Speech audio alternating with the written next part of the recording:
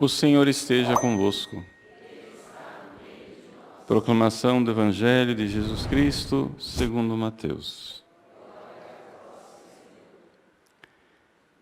Naquele tempo, a mãe dos filhos de Zebedeu aproximou-se de Jesus com seus filhos e ajoelhou-se com a intenção de fazer um pedido. Jesus perguntou: "O que tu queres?" Ela respondeu: "Manda que estes meus 2 filhos se sentem no teu reino, um à tua direita e outro à tua esquerda." Jesus então respondeu-lhes: "Não sabeis o que estáis pedindo. Por acaso podeis beber o cálice que eu vou beber?" Eles responderam: "Podemos." Então Jesus lhes disse: "De fato, vós bebereis do meu cálice, mas não depende de mim conceder lugar à minha direita ou à minha esquerda. Meu Pai é quem dará esses lugares àqueles para os quais Ele os preparou." Quando os outros 10 discípulos ouviram isso, ficaram irritados contra os 2 irmãos. Jesus, porém, chamou-os e disse: "Vós sabeis que os chefes das nações têm poder sobre elas e os grandes as oprimem. Entre vós não deverá ser assim. Quem quiser tornar-se grande, torne-se vosso servidor, e quem quiser ser o primeiro, seja vosso servo.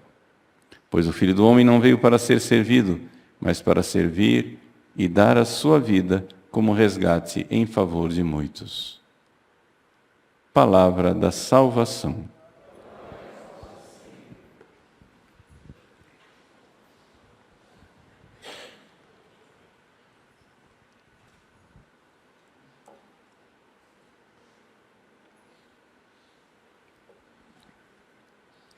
Meus queridos irmãos e irmãs, com grande alegria celebramos a festa de São Tiago.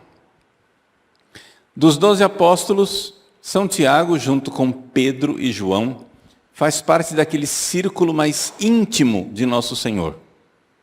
Podemos acrescentar também André, ou seja, esses 2 pares de irmãos, Pedro e André, Tiago e João.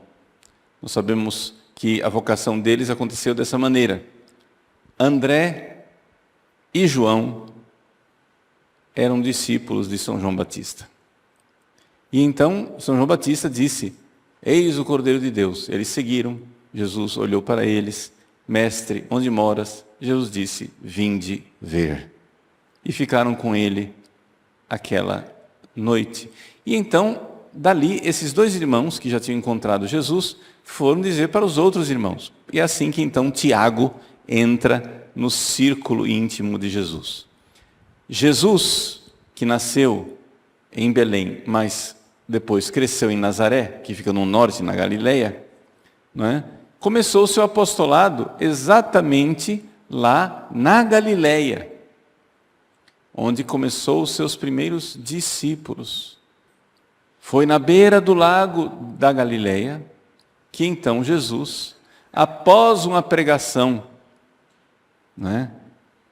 onde havia ali multidões, ele fez uma pesca milagrosa. É após essa pesca milagrosa, então, que ele finalmente confirma a vocação de Pedro, André, Tiago e João.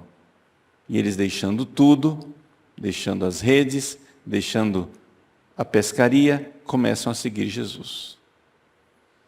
Dali para frente, eles serão os discípulos mais íntimos de Jesus. São Lucas nos diz que um dia, de noite, Jesus passou a noite em vigília e então chamou os apóstolos. De todos os discípulos dele, ele escolheu 12.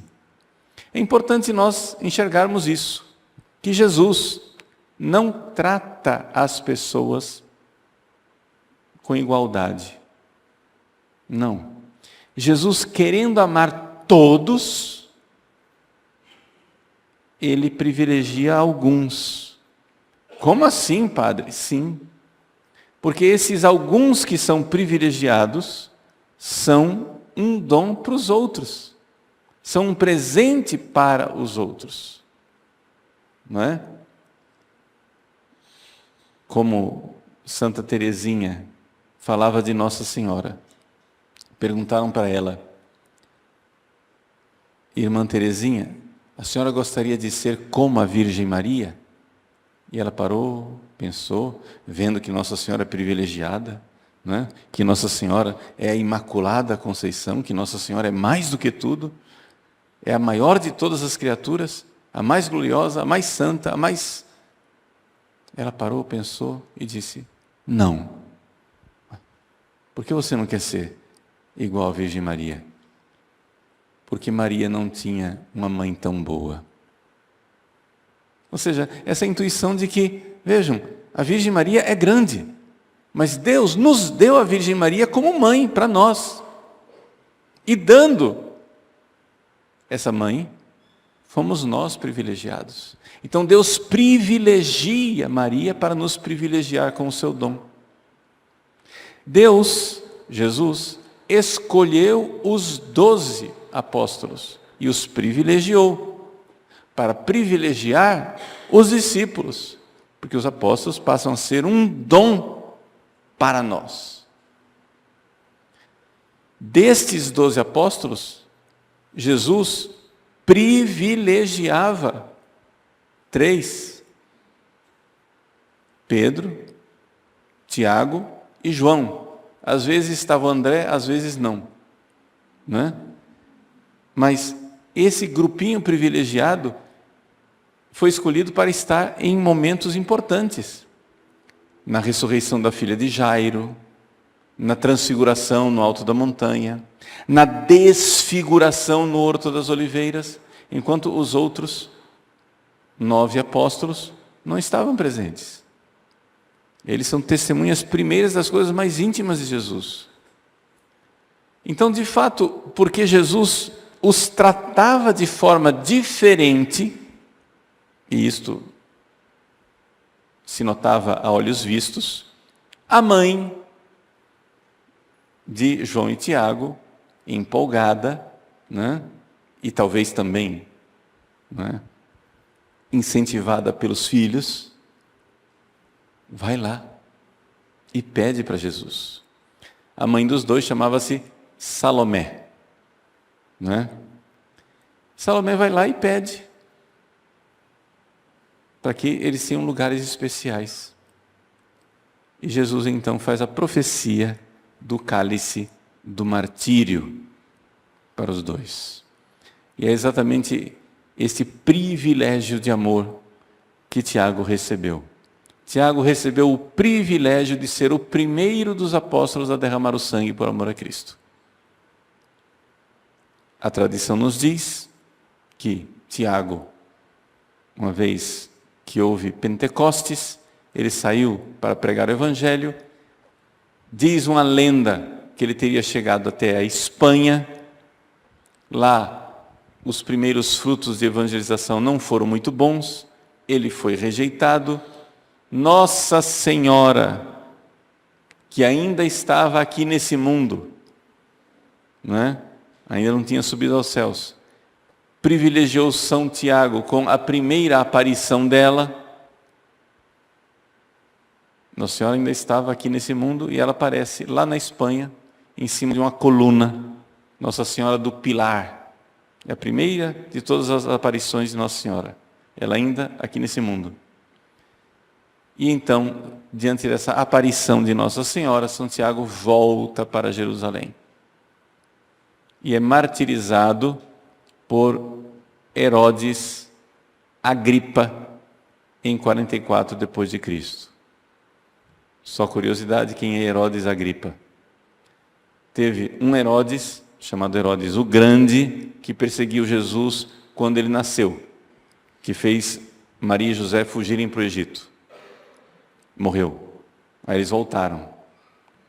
O filho dele, Herodes Antipas, foi quem mandou decapitar São João Batista e esteve com Jesus na paixão. Jesus não deu bola para ele, não falou uma palavra. Ele achou que Jesus era um louco e dispensou. Mandou de volta para Pilatos. Aí, o primo dele tornou-se sucessor.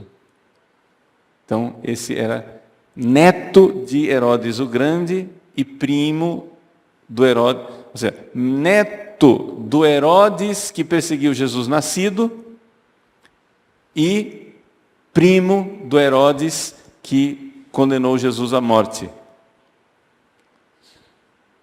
Ele, então, foi quem mandou matar Tiago, vendo que isso agradava os judeus.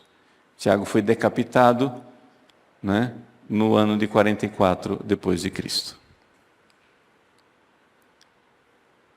Por que comemorar os apóstolos?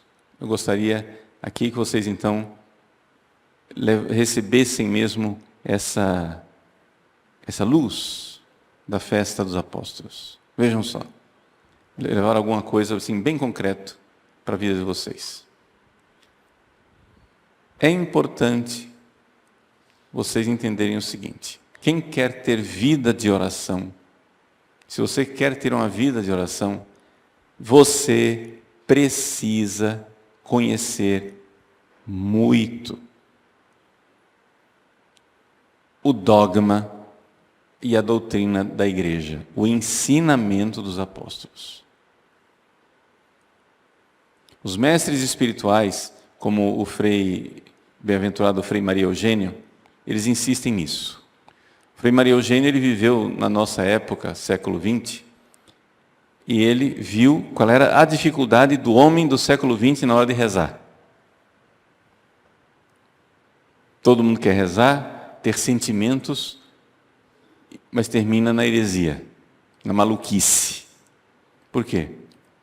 Porque enquanto a alma não estiver fixada profundamente na doutrina, no dogma, na fé dos apóstolos, você não está pronto para abrir as velas para a vida espiritual, para ser levado pelo Espírito. Né? É como se fosse uma pipa, né? Papagaio, aqui em Cuiabá se diz pandorga, né?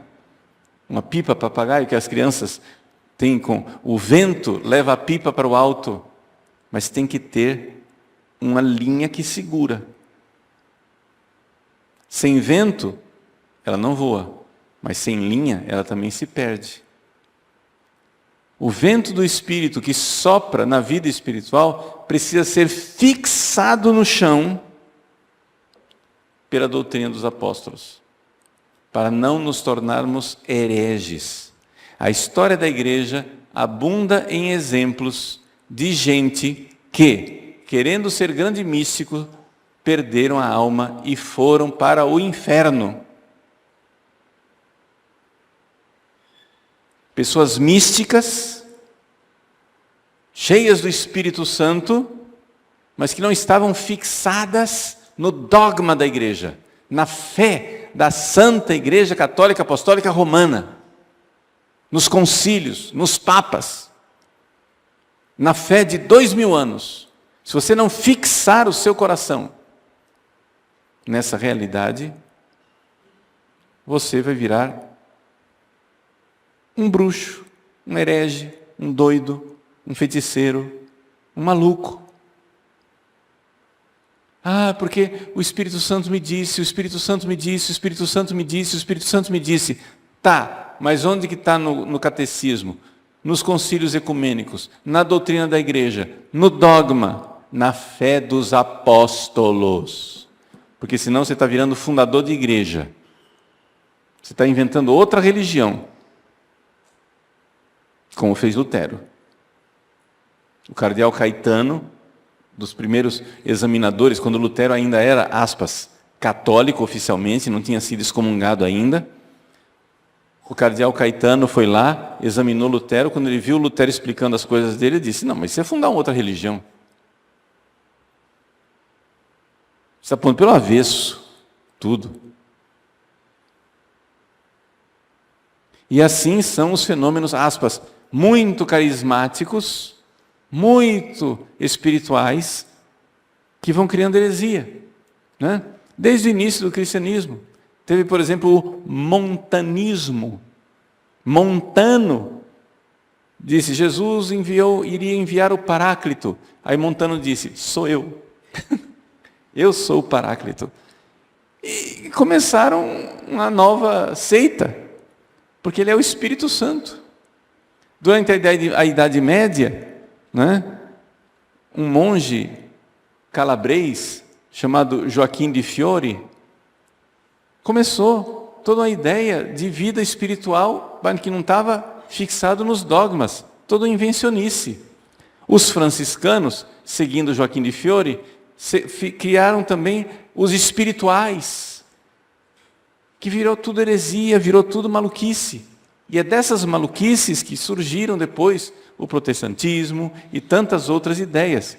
Acontece o seguinte, as maluquices começam devotas e terminam ateias e revolucionárias. Se você for seguir o pensamento desse pessoal que não fixou a sua vida no dogma da igreja, eles deram origem ao que hoje nós temos, os movimentos revolucionários, marxistas, ateus. A genealogia é a mesma. Eram tão cheios do Espírito Santo que hoje nem acreditam em Deus. É a mesma origem. Então vamos lá. Vamos amarrar as pontas. Eu só dei vários exemplos da mesma coisa. E qual é a mesma coisa que eu estou ensinando? A mesma coisa que eu estou ensinando é o seguinte: Deus quer nos iluminar. O Espírito Santo age em nossas vidas. A vida espiritual é verdadeira. Os carismas existem. A vida mística existe. As revelações existem. Mas somente são autênticas naquelas almas que estão fixadas na doutrina dos apóstolos. Não se afaste 1 milímetro, nem para a direita, nem para a esquerda, da doutrina dos apóstolos, daquilo que está na catequese, nos concílios ecumênicos. Os apóstolos derramaram o sangue para nos transmitir a fé apostólica. Não inventa. Não vem com conversa. Não inventa moda. O Espírito Santo é o Espírito de Jesus Cristo, que fundou a igreja nos apóstolos. Então, a igreja é movida pelo Espírito? Sim. Mas o Espírito Santo, que é o vento, ele tem a sua ação fixada nas almas, aqui a linha da pipa que puxa, fixada na alma que tem um fundamento firme na doutrina. Então não venham com essa história de querer rezar demais sem antes ter bastante doutrina. Vai dar mal. Vai dar ruim. Vai dar confusão. Rezem, mas não desprezem a doutrina. Rezem, mas tenham ideias claras sobre aquilo que é o dogma da igreja, o ensinamento da igreja. Senão, a gente termina deixando de ser discípulo de Cristo e vira fundador de religião.